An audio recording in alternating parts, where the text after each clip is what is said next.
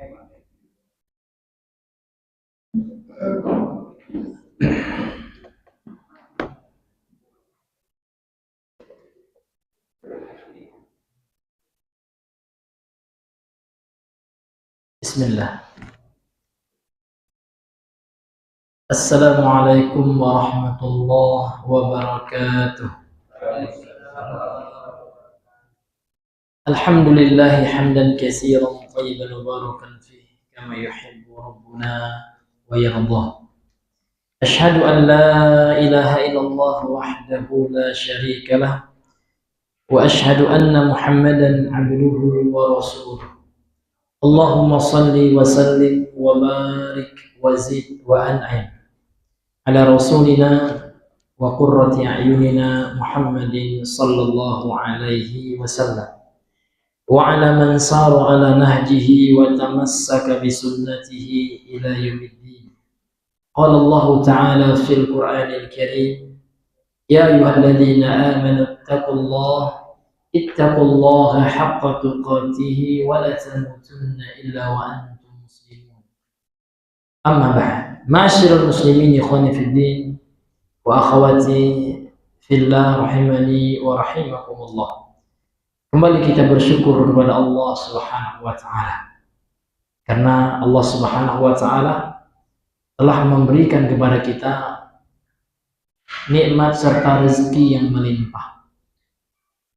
Rezeki yang terbesar yang Allah Subhanahu wa taala telah berikan kepada kita bersama adalah rezeki berupa iman. Karena dengan iman dan amal saleh Allah selamatkan kita dari kerugian. Walaupun orang itu orang yang sukses di dunia, kalau seandainya dia tidak beriman, maka pasti merugi. Sebagaimana ayat yang sering kita dengar, salah satu ayat yang terpendek dalam juz amma, Allah Subhanahu wa taala mengatakan, innal insana lafi khusr. Sesungguhnya seluruh manusia itu rugi, kata Allah. Yang tidak merugi illal ladzina amanu, kecuali orang-orang yang beriman, wa amilus shalihat. Bukan illal ladzina aghniya, bukan kecuali orang-orang kaya, tidak. Bukan kecuali orang-orang yang berotot-otot tubuhnya, tidak. Orang yang menjaga betul kesehatannya, tidak. Orang yang tidak merugi itu, kata Allah, adalah orang yang beriman. Terkadang kita lupa, Bapak Ibu. Kita terkadang, ya Allah, kenapa rezeki saya sempit sekali, ya Allah. Kita hanya melihat rezeki itu dari sisi harta, uang, fulus. Kita bisa beriman kepada Allah, kita bisa menjalankan perintah Allah. Itulah rezeki yang nomor satu sebenarnya, yang jarang atau yang sering kita lalai, gitu ya. Padahal kita bisa sholat, itu rezeki Allah. Lebih besar daripada rezeki apa? Rezekinya Fir'aun yang diberikan harta, Qarun yang diluaskan kekayaan dunia. Iman. Maka kita harus bersyukur kembali kepada Allah. Ya Allah, alhamdulillah ya Allah, sampai detik ini Engkau masih memberikan hidayah iman kepada aku. Ma'asyiral muslimin yang dimuliakan oleh Allah Subhanahu wa ta'ala. Kemudian salat dan salam kepada Rasulullah sallallahu alaihi wasallam. Allahumma shalli ala Muhammad wa ala ali Muhammad. Bapak Ibu yang dimuliakan oleh Allah, tolak ukur Allah cinta tidaknya kepada seorang hamba bukan karena dunia. Karena ternyata dunia ini terlaknat, sebagaimana hadis masyhur yang sering kita dengar. Bahkan ketika akhir zaman tidak ada lagi orang yang mentauhidkan Allah, mengingat Allah, Allah akan hancurkan dunia ini. Disebutkan dalam hadis Sahih Muslim, bahwasanya Rasulullah SAW bersabda, la taqumus sa'atu hatta la yuqalu fil ardi Allahu Allah. Tidak akan datang hari kiamat, tidak akan didirikan hari kiamat sampai di dunia tidak ada lagi orang yang mengingat Allah. Tidak ada lagi orang yang menyebut Allah. Imam An-Nawawi mengatakan di antara makna hadis itu, hatta la yujad fil ardi man yuwahhidullah, sampai tidak ada lagi di dunia ini orang yang mentauhidkan Allah. Jadi dunia ini masih ada sampai sekarang ini, Pak, dalam pandangan akidah kita, keyakinan kita, berdasarkan referensi kita hadis sahih, karena masih ada manusia yang mentauhidkan Allah, yang membesarkan Allah, maka dunia masih ada saat ini. Kalau tidak ada lagi lah kafir aja semua manusia, sudah tidak ada gunanya lagi planet bumi ini. Dunia ini akan Allah hancurkan, karena dunia ini pada dasarnya, kata Rasul, sebagaimana diriwayatkan oleh Imam Tirmidzi, hadis yang sering kita dengar, ad-dunya mal'unun mal'unatun. Ad-dunya mal'unatun, dunia itu terlaknat. Terlaknat artinya apa, Pak? Apa arti terlaknat, Bapak Ibu? Akhi Faris, ya, apa arti? Ya, terlaknat, dijauhkan dari rahmat Allah. Allah benci, Allah sayang, Allah nggak senang. At-tardu min rahmatillah, itu arti laknat itu.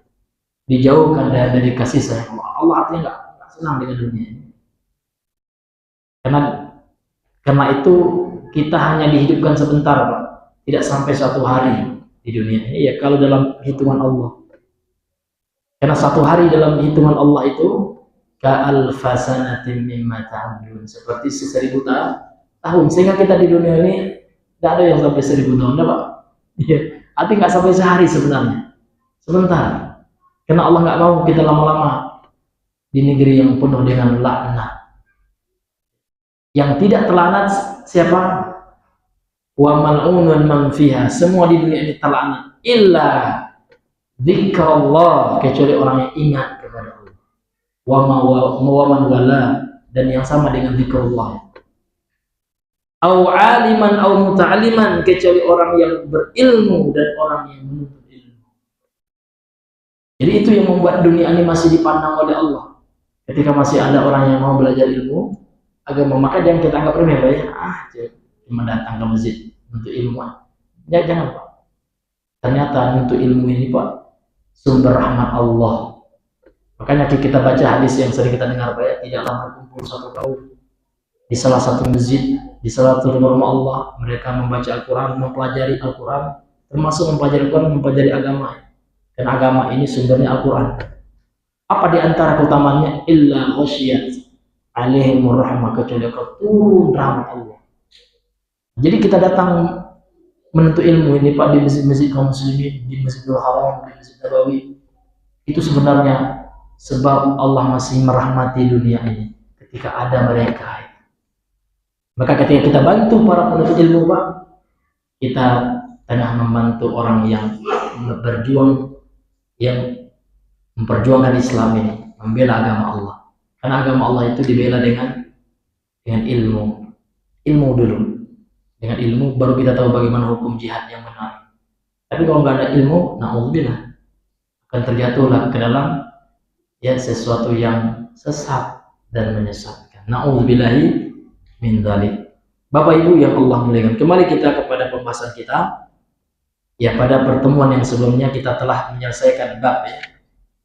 Bab yang sebelumnya adalah bab tentang majaa fil istisqa'i bil anwa. Bab tentang apa saja dalil-dalil yang datang, ya, tentang meminta hujan dengan perantara bintang-bintang. Bapak Ibu yang dimuliakan oleh Allah Subhanahu wa taala. Sekarang kita masuk pada bab yang berikutnya. Qala al-musannifu rahimahullahu taala, berkata penulis yang semoga dirahmati oleh Allah taala. Qaulillahi ta'ala, firman Allah ta'ala ini dalam surah Al-Baqarah ayat 165. Wa minan nasi may yattakhidhu min dunillahi andadan yuhibbunahum ka hubbillah. Dan di antara manusia, sebahagian manusia. Jadi huruf min yang disebut dengan istilah harful jar, gitu, ya. Ini memberikan makna di sini tabi'in atau sebahagian. Jadi Allah mengatakan dan sebahagian manusia ada yang menjadikan selain Allah tandingan-tandingan. Jadi mereka menjadikan selain Allah sesuatu yang mereka cintai. Yuhibbunahum, mereka cintai tandingan-tandingan tersebut, mereka tandingan-tandingan itu. Kahubbillahi, sebagaimana mereka mencintai Allah. Artinya mereka mencintai Allah, ya, Namun mencintai selain Allah dalam perkara ibadah, iya juga. Nanti akan kita bahas pengertian pembagian cinta.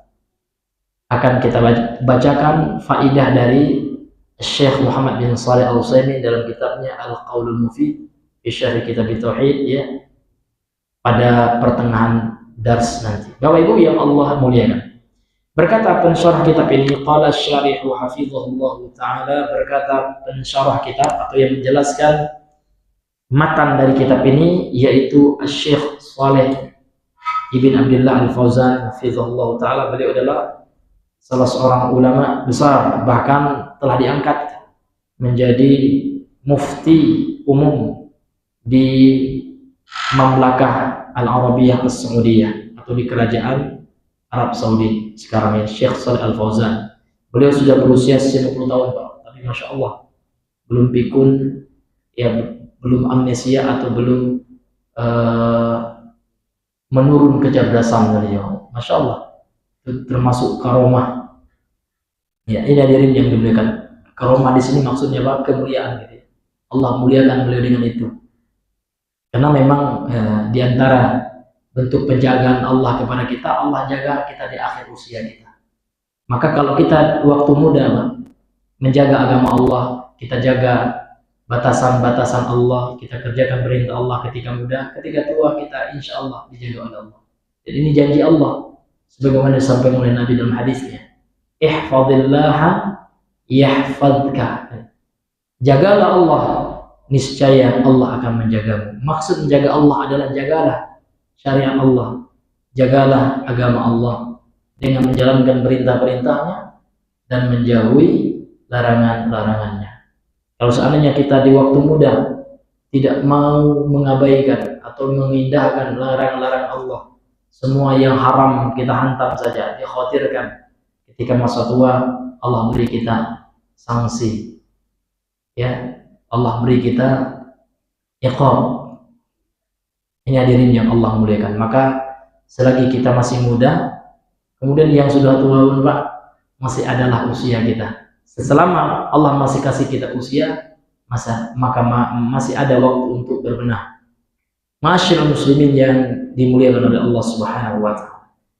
Syekh Shalih Al-Fauzan berkata di sini, tamamul ayah, ya, ayat yang sempurna atau kesempurnaan dari ayat ini, karena ayat yang tadi hanya penggalan saja.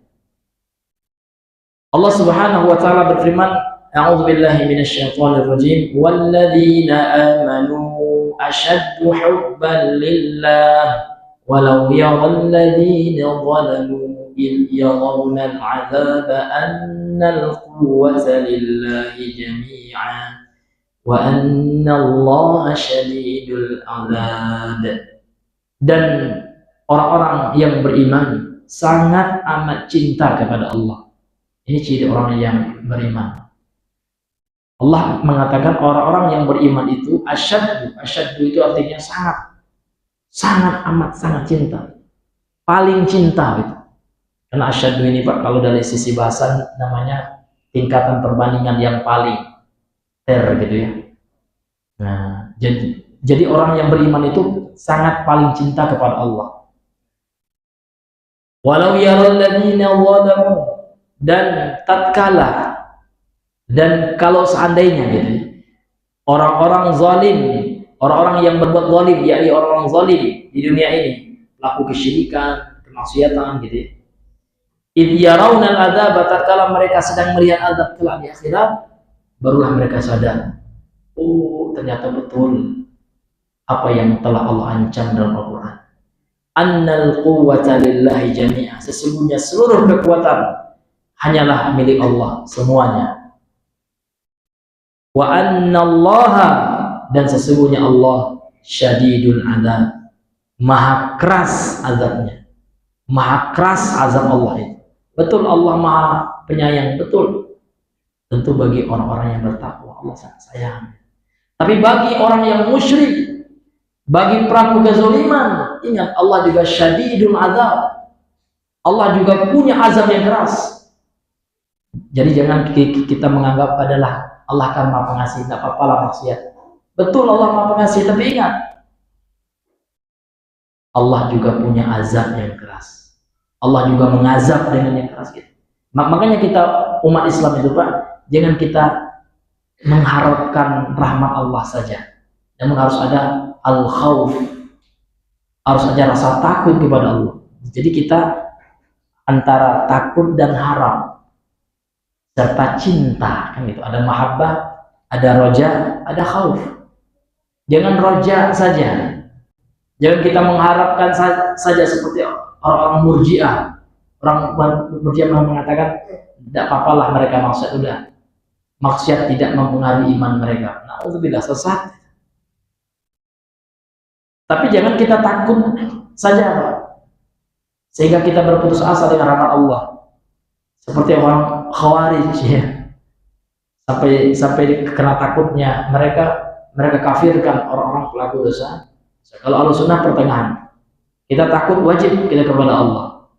Kita harus takut dengan azab Allah yang pedas, yang keras, yang dahsyat. Sementara itu atau di sisi lain kita juga harus senantiasa berharap dengan rahmat Allah. Jadi antara harap dan takut, serta mahabbah, serta rasa cinta kepada Allah Subhanahu wa Ta'ala. Ini manhaj Ahlussunnah. Jadi yang kita pelajari ini Pak, akidah ini manhaj.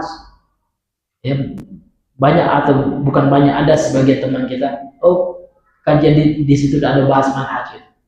Itu orang nggak ngerti manhaj. Manhaj itu apa gitu ya? Apa itu manhaj?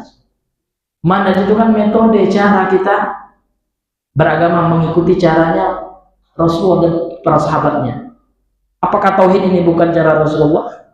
Bahkan ini manhaj pertama yang harus kita pelajari, yang harus kita dakwahkan. Manhaj pertama para nabi dan rasul itu 13 tahun Nabi Muhammad di kota Makkah. Beliau membahas tauhid. Ini hadirin yang dimuliakan. Jadi manhaj itu Pak tidak hanya membahas tentang firqah-firqah, karena ini ada juga kesalahan temannya. Tapi tidak membahas tentang ikhwanul muslimin dia. Tidak membahas tentang mereka memahami manhaj itu hanya sebatas ya membahas tentang firqah, tentang firqah. Itu manhaj juga betul. Tapi 13 tahun Nabi di kota Makkah tidak ada kajian Nabi itu membongkar kesesatan Abu Lahab. Tetapi yang dibahas oleh Nabi adalah bahayanya kesyirikan ya tentang la ilaha illallah, itu yang dibahas oleh Nabi.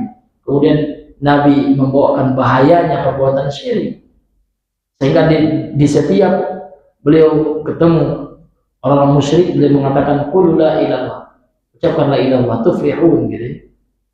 Kemudian beliau membawakan hadis-hadis ya, man mata wa huwa ya'lamu annahu la ilaha illallah dakhala jannah. Barang siapa yang mati sementara dia mengilmui, tahu dia tentang la ilallah, maka dia akan masuk surga. Itu hadis-hadis yang dibawakan oleh Nabi ketika di Mekah itu, menjelaskan tentang keutamaan tauhid. Jadi kita mempelajari tauhid ini bagian dari mempelajari manhaj.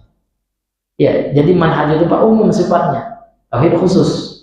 Jadi manhaj itu adalah seluruh cara beragamanya Nabi dan para sahabat. Itulah manhajus salaf. Di antara manhaj salaf itu adalah mempelajari tauhid. Ya, kemudian kita sekarang dimudahkan dengan adanya tulisan para ulama tentang tauhid. Sudah berbentuk buku, kitab. Kita pelajari itu, kita sampaikan, kita ajarkan ini. Ini kita mengajarkan manhaj ini hadirin yang dimuliakan oleh Allah Subhanahu wa Ta'ala. Jadi teman-teman kita yang berangkat ke pelosok-pelosok mengajarkan itu manhaj yang mereka ajarkan. Manhajnya para nabi itu, tauhid itu. Maka jangan kita memahami manhaj itu hanya sifatnya ya parsial, sebagian saja. Tidak, ini tauhid ini intinya manhaj. Bahkan tauhid ini adalah manhajnya seluruh para nabi dan rasul, tidak hanya Nabi Muhammad. Mulai dari rasul yang pertama, Nabi Nuh alaihissalam, maka metode beliau beragama, bahkan metode dakwah beliau adalah mengajak umatnya untuk ya mengesahkan Allah. Namun sedikit yang ikut. Dan sebagian orang terkadang keliru memahami kesuksesan dalam dakwah. Mereka memahami kalau dakwah yang sukses itu Pak banyak yang hadir itu sebenarnya. Ya, kesuksesan dakwah itu adalah apakah sudah kita sampaikan tidak itu. Apakah sudah kita sampaikan atau tidak? Karena tugas para pendakwah dimulai dengan para nabi, Pak. Termasuk Nabi Muhammad. Apa kata Nabi Muhammad yang Allah abadikan dalam Al-Quran? Wa ma 'alaika illal balagh. Tidak ada hakmu wahai Muhammad, tidak ada kewajibanmu kecuali balagh, hanya menyampaikan saja. Yang memberikan hidayah itu adalah Allah. Bahkan di hari kiamat kelak, Pak, dalam hadis panjang ya, hadis Sahih Al-Bukhari, Rasulullah SAW pernah diperlihatkan kepada beliau ketika Isra Mi'raj itu para nabi dan kaumnya. Wa'ridat 'aliyal umam, diperlihatkan, dinampakkan kepadaku umat-umat, nabi dan para pengikutnya. Fara'aitun nabiyya wa ma'ahu rahtun, aku melihat nabi dan bersamanya sedikit ya, dari 2 sampai 9 itu rahtun. Wan nabiyya wa ma'ahu rajulun wa rajulani, dan aku pernah melihat nabi yang mengikutinya hanya 1-2 orang. Yang lebih dahsyatnya, Nabi mengatakan aku melihat nabi juga, wan nabiyya, ada seorang nabi kelak di akhirat itu, wa laisa ma'ahu ahadun, tidak ada seorang pengikutnya. Namun apakah kita katakan kan dakwahnya gagal? Enggak, Pak. Karena tujuan dakwah itu adalah iqamatul hujjah, bukan untuk memberikan hidayah taufik. Enggak bisa kita. Nabi saja nggak bisa memberikan hidayah taufik kepada Abu Thalib, pamannya dewe, orang yang beliau cintai, sosok yang sering membela beliau ketika mau dihantam, ya, ketika mau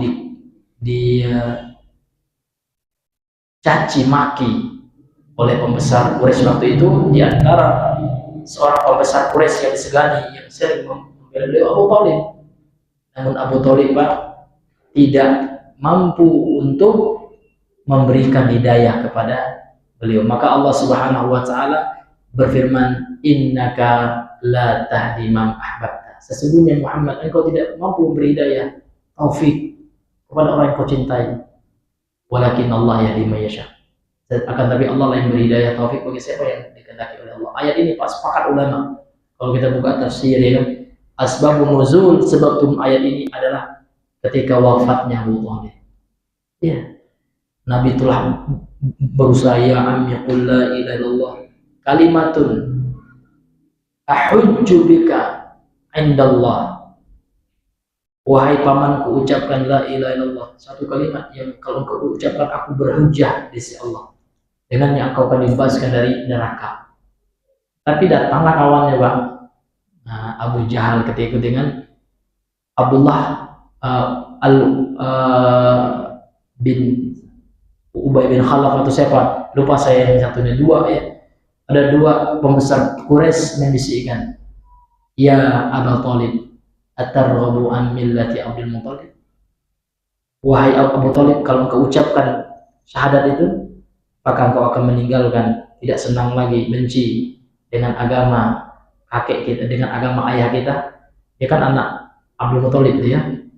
Ini menunjukkan apa? Abdul Muthalib mata alal kufur, beliau na'udzubillah meninggal juga di atas kesyirikan, kekufuran, sebagaimana juga anaknya Abu Thalib, termasuk juga Abdullah, ayahnya Rasulullah, sebagaimana yang Rasul sampaikan sendiri, sampaikan hadisnya kepada kita, sebagaimana disebutkan dalam hadis Sahih Muslim. Ini hadirin yang dimuliakan oleh Allah. Artinya pamannya sendiri Nabi tidak mampu memberikan hidayah taufik. Jadi hidayah ini Pak memang rahmat Allah berikan kepada orang yang Allah cintai.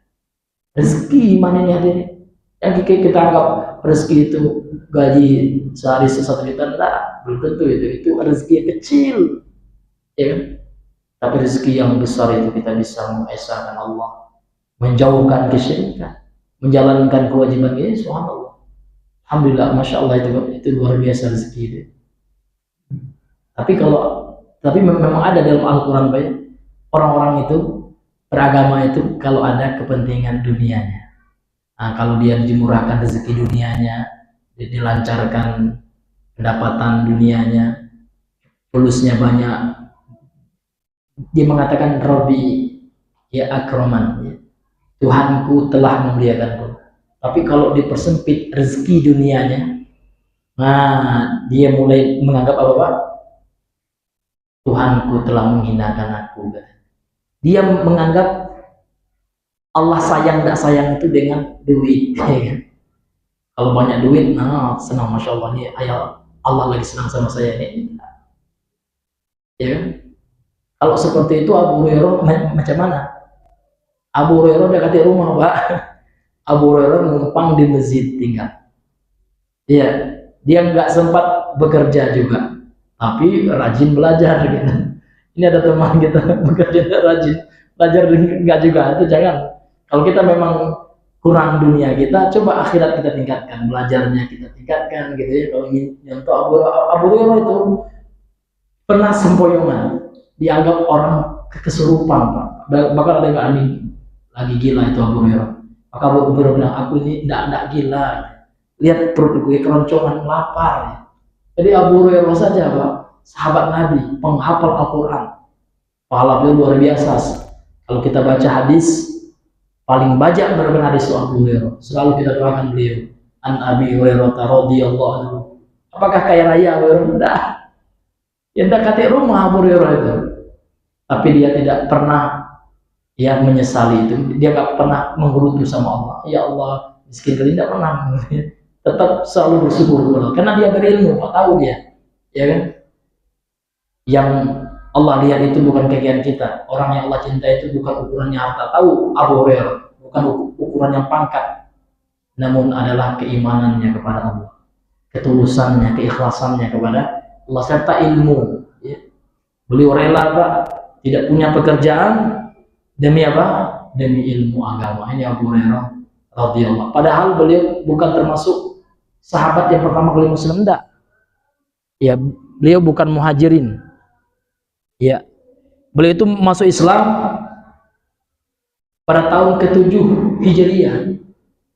Dan beliau belajar agama pun ternyata hadirin cuma 4 tahun Abu Hurairah itu. Tapi di akhir hayatnya Pak, Allah berikan juga kesenangan ya dunia. Beliau pernah menjadi gubernur ya. Di masa saya lupa, ini Bapak bisa baca lagi gitu ya tentang kisah beliau itu di buku-buku gitu ya. Beliau di akhir ayatnya di masa kekhalifahan apakah Utsman bin Affan atau Abu Bakar atau Umar, beliau pernah juga diangkat menjadi gubernur. Yang awalnya Pak, di awal-awal beliau belajar itu susah beliau, tapi Allah juga tidak akan menyia-nyiakan hambanya yang bertakwa.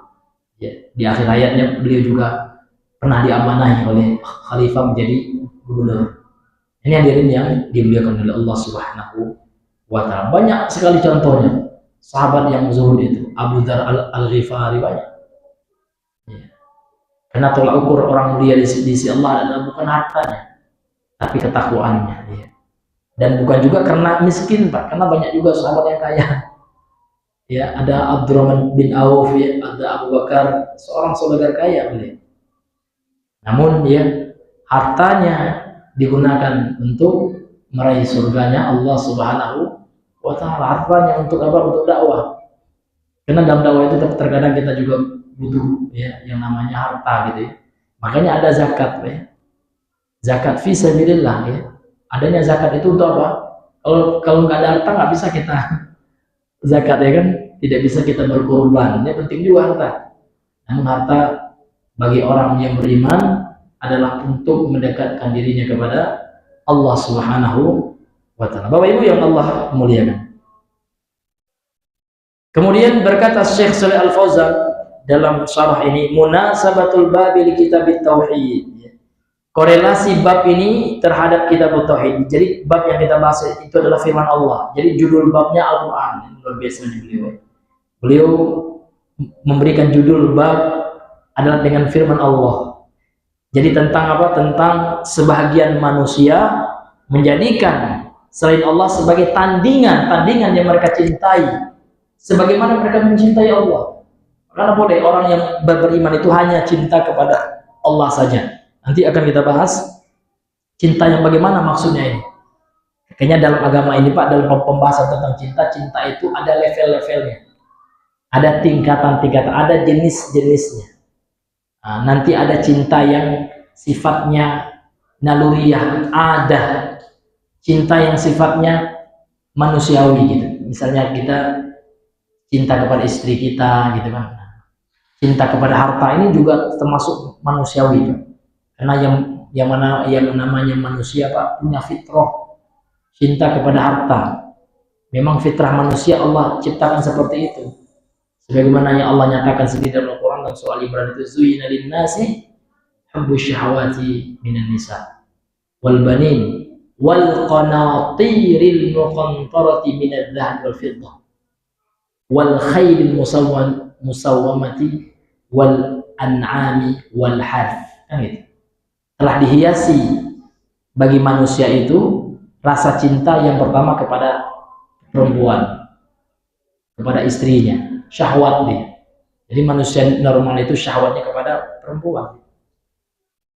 Wal banin, cinta kepada anak-anak. Ini cinta yang sifatnya manusiawi Pak, naluriah.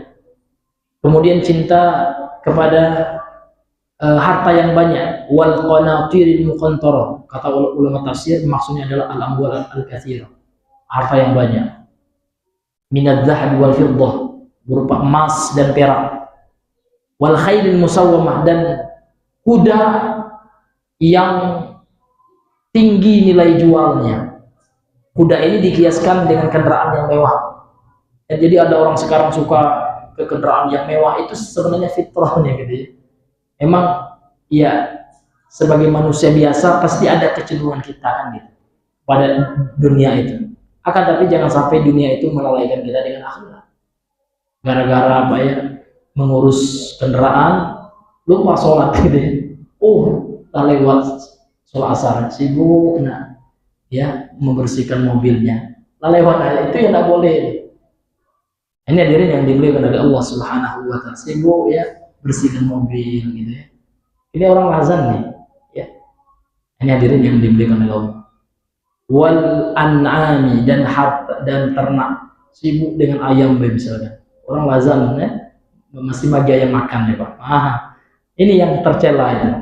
Tapi kalau pada dasarnya selama itu halal, tidak mengapa hadirin yang dimuliakan Allah. Tapi ada yang terbaik daripada itu, ayat yang berikutnya Pak, satu ayat yang berikutnya, qul a'unabbi'ukum bi khairin min dzalikum. Katakan wahai Muhammad, maukah aku sampaikan kepada kalian yang lebih baik daripada dunia tadi Pak? Yang paling baik daripada dunia itu, yaitu takwa.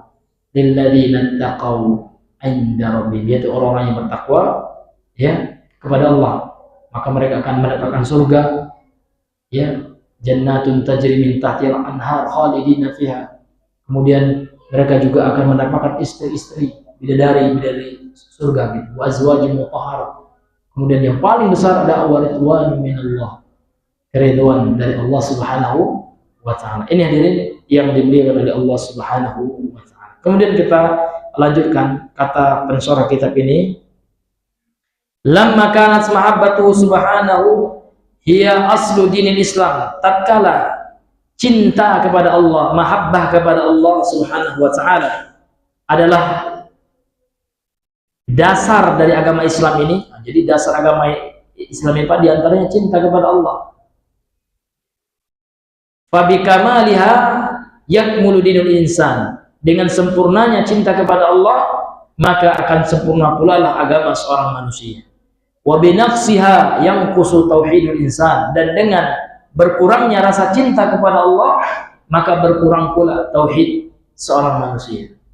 Jadi kalau kita ingin mengukur tauhid seorang itu tinggi atau tidak Pak, lemah atau kuatnya, lihat kecintaannya kepada Allah. Apakah dia lebih cinta kepada Allah atau kepada dunia? Ya, kalau dia mengaku tauhid saya bagus, saya belajar tauhid terus misalkan, ya kan? Maka dia akan memilih Allah, mencintai Allah. Maka dia akan lebih mencintai Allah dari apapun di dunia ini. Ya, dia lebih akan memilih cintanya kepada Allah ketimbang dunia yang sementara. Ini kena faktor tauhid. Jadi tauhid itu Pak, tidak hanya sekedar teori. Ada orang belajar tauhid yang luar biasa. Iya. Ada pernah kami menceritakan Pak ya, orang yang sudah belajar dengan Ustadz Kibar di Jawa ya. Ya dengan ustaz-ustaz yang luar biasa ilmunya. Tapi apakah tauhid itu sekedar dipelajari? Tidak. Makanya ilmu itu bermanfaat kalau diamalkan. Makanya di antara 4 hal yang wajib kita pelajari itu Pak, ilmu yang pertama, yang kedua mengamalkan ilmu. Rupanya diuji oleh Allah Pak, hilang duitnya di kampung ketika dia pulang kampung. Orang Padang pula dia namanya, orang Pariaman gitu. Rupanya apa? Oh, ya diujilah dia. Datang teman sekampungnya, teman mainnya waktu kecil lah. Lawak PK dukuna gitu ya. Padahal lagi jatuhin ya Pak. Akhirnya apa terpengaruh? Iyalah kita tanya padahal sudah tahu ya bagaimana hukum mendatangi dukun. Karena hanya diuji dengan uang. Sudah tidak berbuat syirik. Nauzubillahi. Padahal nih Pak, kata Ustadz yang menyampaikan kepada kami, ini sudah belajar ini ya dengan Ustadz senior. Mudah-mudahan beliau Allah berikan hidayah, dikembalikan kepada tauhid. Nah, terkadang kita akan diuji Pak. Dan saya pribadi pernah juga Pak. Nah, ini pengalaman saya waktu saya jadi garin, marbot di Padang Pak. Pernah sepeda saya dipaling orang. Tidak hanya sepeda saya dipaling orang, padahal itu satu-satunya untuk ke kampus waktu itu kan. Waktu itu lagi kuliah di Lulu Lintah ya, di Membonjol gitu ya. Kotak masjid juga dibawa kabur Pak. Yang membuat saya kaget Pak, ada dosen IAIN, demi Allah nih, wallah dosen IAIN, doktor bapak itu, katanya Ustaz, lah awak cari kapola ya, kurang pintar lah ya. Dukun Pak, ya udah Pak sekali-kali, tapi kok sirik Pak, ada Pak ada sekali-kali gitu. Itu dosen Allah ya Pak, dosen kok gitu gitu. Saya yang baru belajar aja waktu itu udah bisa Pak, udah ada kok kena sepeda cie warna kedukun bapaknya. Ya Pak Allah ya demi Allah itu. Ya itu dosen itu ya, dosen usuluddin pula beliau. Setahu saya beliau dosen di Fakultas Usuluddin itu yang bagian ilmu akidah filsafat di situ. Ya. Ini Bapak Ibu yang diberikan oleh Allah itu dosen Pak. Subhanallah, apa pemahaman soal dukun enggak ngerti gitu ya.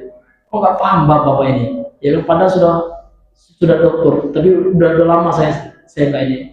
Ya, jadi saya pernah dulu Pak jadi garing di masjid Al Ihsan ya, di Sawahan itu. Jadi masjid itu Pak pernah menjadi di sampingnya itu TK Darul Iman yang pertama. Jadi kalau Bapak pernah ke Padang ke Darul Iman ya, jadi yayasannya itu pertama kali menyewa rumah TK-nya dekat Baitul Ihsan Pak, di masjid Baitul Ihsan Sawahan. Di Padang Bapak jadi di Google Map itu Bapak pernah jadi garing Pak. Jadi apa itu yang dosen itu tinggalnya di samping masjid lupa nama Pak. Ya kan jalan Pak, masa kena sepeda cie kayak rukun ya. Tidak bisa Pak. Alhamdulillah Pak, saya waktu itu masih dijaga oleh Allah dan nggak jadi ya, Allah jaga saya. Nggak mau saya mendengarkan saran Bapak itu. Itulah pentingnya tauhid Pak ya. Ini sudah doktor nih Pak, jurusan agama ya, masih tidak paham tentang bahayanya syirik itu, bahayanya dukun. Wallahu a'lam bishawab ya, karena sudah masuk azan ya. Masih waktu kita azan dulu, nanti setelah azan kita lanjutkan sedikit. Betul.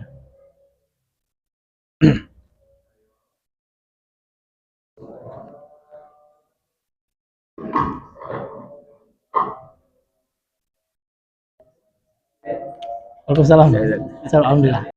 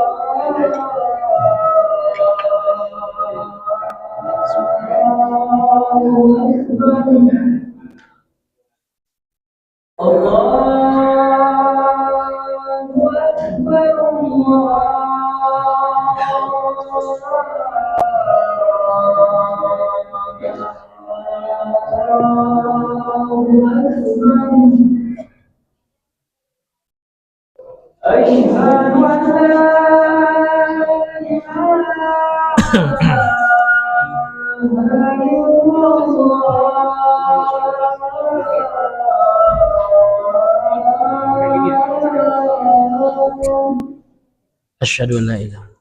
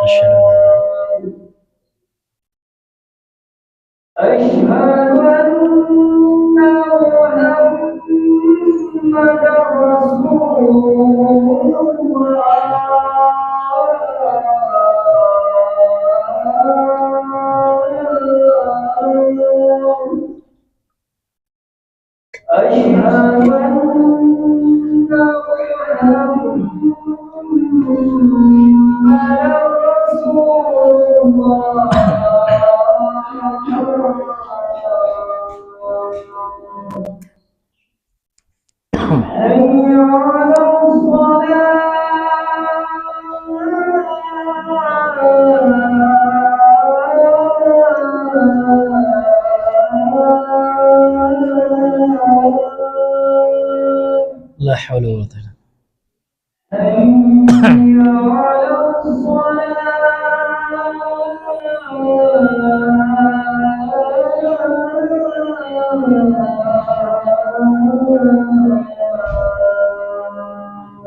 La haula wala quwwata.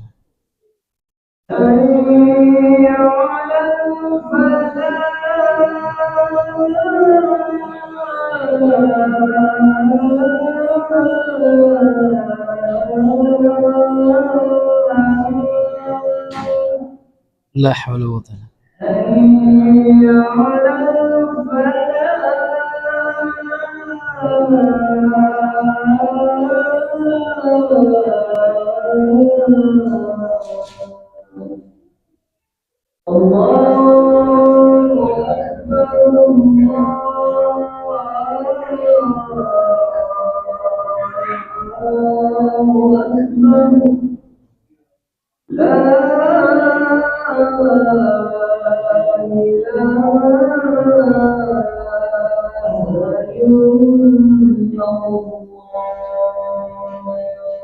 La ilaha illallah Shiratal Qayyim Ayat Muhammad al-Nasir.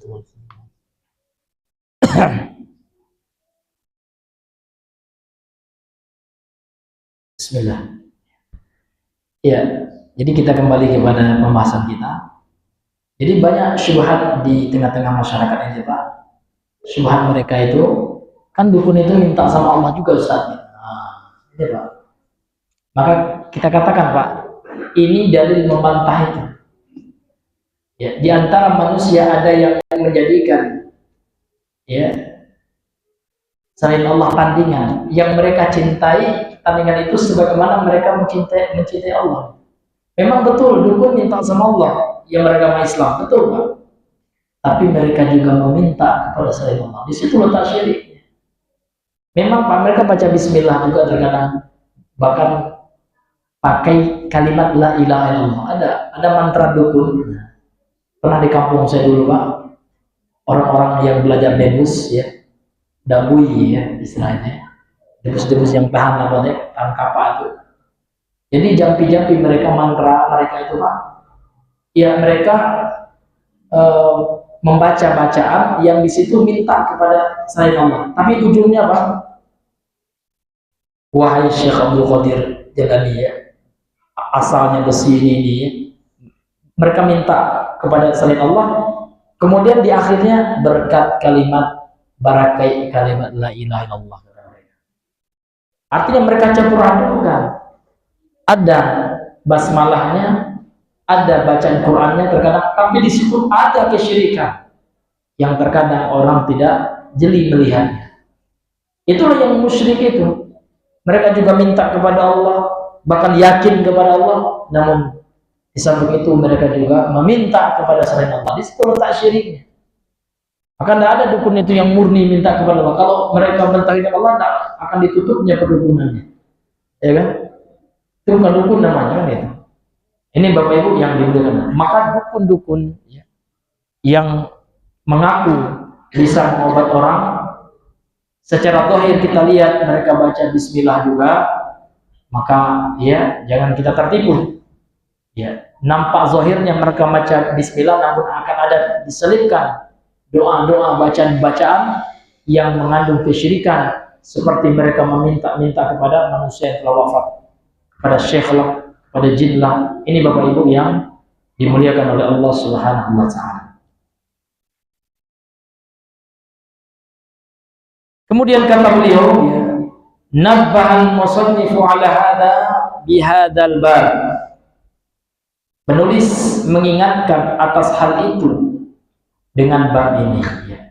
Jadi di antara bentuk kuatnya iman seseorang adalah besarnya rasa cintanya kepada Allah. Makanya dalam ayat ini Allah mengatakan walladzina amanu asyaddu hubban lillah.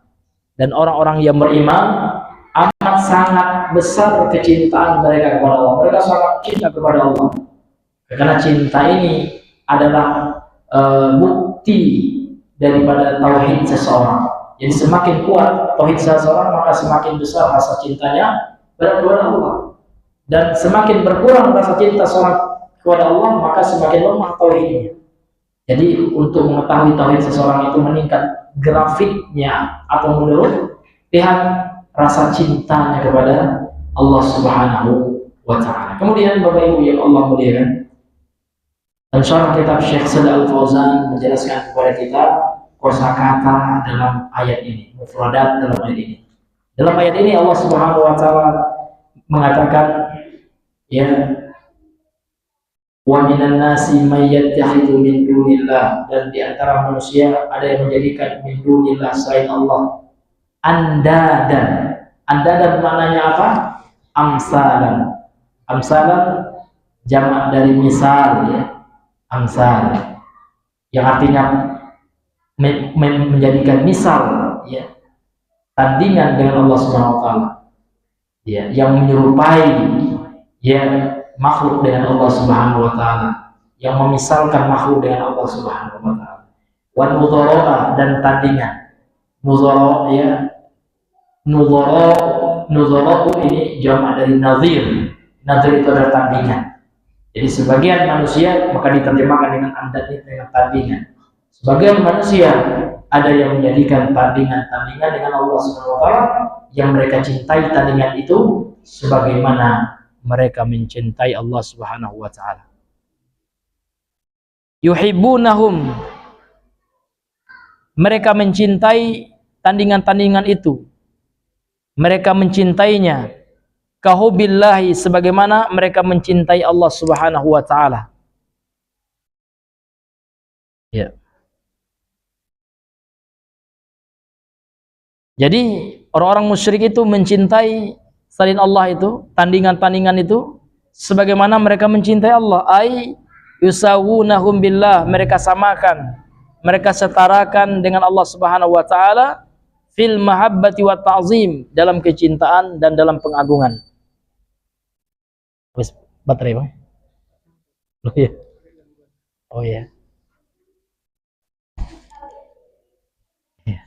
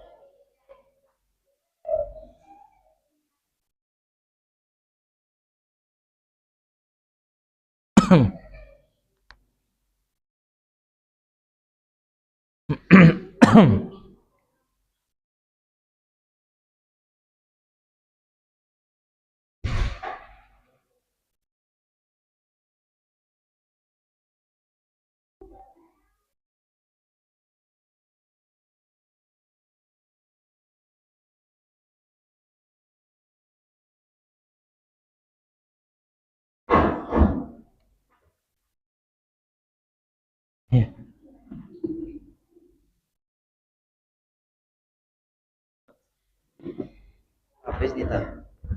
Akhirnya. Syukuran.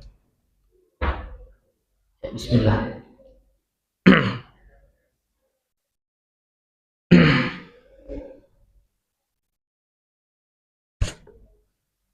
Ya, kemudian kita lanjutkan Bapak Ibu yang Allah muliakan. Jadi dalam Al-Quran dalam surah Al-Baqarah 165 ini Allah Subhanahu wa taala mengatakan tentang orang-orang yang menjadikan sekutu bagi Allah, yuhibbunahum, mereka mencintai sekutu-sekutu tersebut. Jadi mereka cintai patung-patung mereka, Pak. Mereka cintai segala sesuatu yang disembah selain Allah itu. Mereka cintai peninggalan-peninggalan nenek moyang mereka. Benar-benar keramat masuk, Pak. Oh, ini kerisnya sakti nih, ya. Ini keris ya pusaka, keris empu gandring gitu. Hebat keramat. Nah, ada.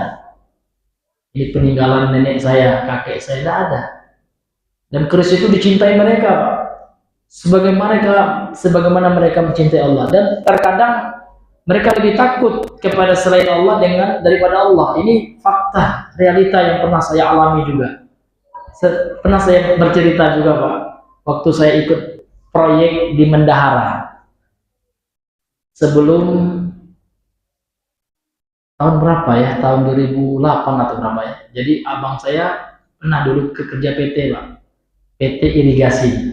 Jadi dapatlah proyek waktu itu membuat irigasi yang di lahan gambut itu, Pak.